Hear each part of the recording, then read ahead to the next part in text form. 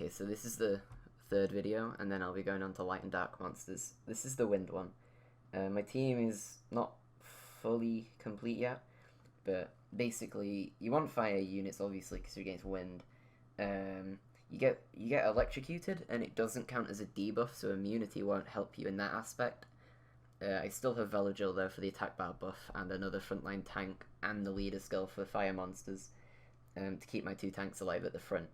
The boss does a lot more damage to your backline than fire and water does to your backline, from what I can tell.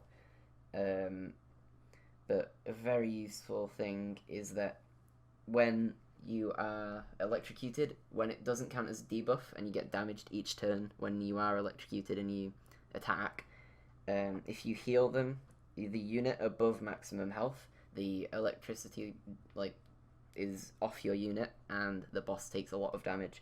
So that's why I have Colleen and Chisoon, because they always heal, will pretty much always heal, even if you've got full health units, or nearly full health units, which means I'm more likely to be able to do it when I'm autoing. Otherwise I'd have to manual and use healers, if I have different healers I'd have to manual it because they wouldn't heal me past full health. So we'll just start now. There's not really too much to this one in strategy. All you need is damage, but a lot more tankiness and sustain. Same as the water one, really. You just need tankiness and sustain, and to keep your health as full as possible, because in the water one you're just making the most of the smaller amount of health you have, so you need to heal a lot more. But in the wind one, it's just because you take a lot of damage, and it's not an easy dungeon. None of these new raids are, apart from the fire one. It's going to take a lot of farming to get the homunculus, but at least it's a free nat 5. At the moment you can only get one homunculus though, which is the attack one, but you can get 3 homunculus altogether, I think, which will be an attack, defense, and support, I think. But you can only get one of each element, so I can't get the water attacker and the fire attacker. I can only go one element for each one. So try and get a mix. So if you don't have any fire attackers, get the fire one. Things like that. But it's going to take a long time of farming to be able to get one homunculus anyway. Probably transmogs will be out for the homunculus by the time I even get mine. But I can get the fire ones soon enough. And I can get bees in the other two, which I thought I couldn't do. But I just kind of played around with teams, and that's the best thing for it, really. If you don't have that many monsters, use the Ngfybp.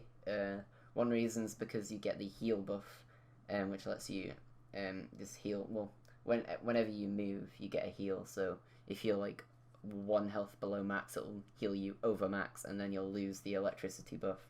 Plus, it's just a very tanky unit that you'll use in normal raids as well as these raids. So it's a very good unit to get, apart from it's only really useful in raids. So I don't know if you've noticed any heals that have made the boss take damage, but my next couple heals might not help that much because my units are too low to be healed past max for a little bit. I'm probably going to end up dying soon because of this. But yeah, my tanks are doing okay, my backline's dying, so what my next step is might be take Hua out and put another healer in, maybe Bella, because heal and attack bar buff, which means I'll get more damage out anyway.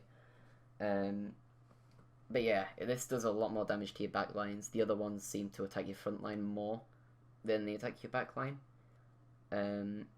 But yeah, apart from that, there's not really too much to the wind dungeon.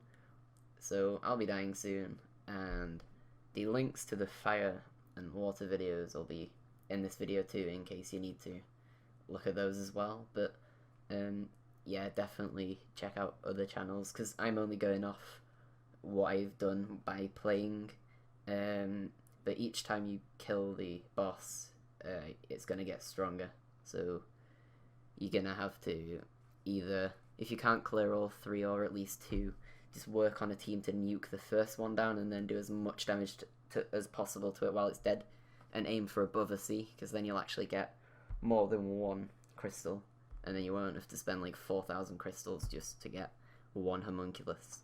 So I hope this helps.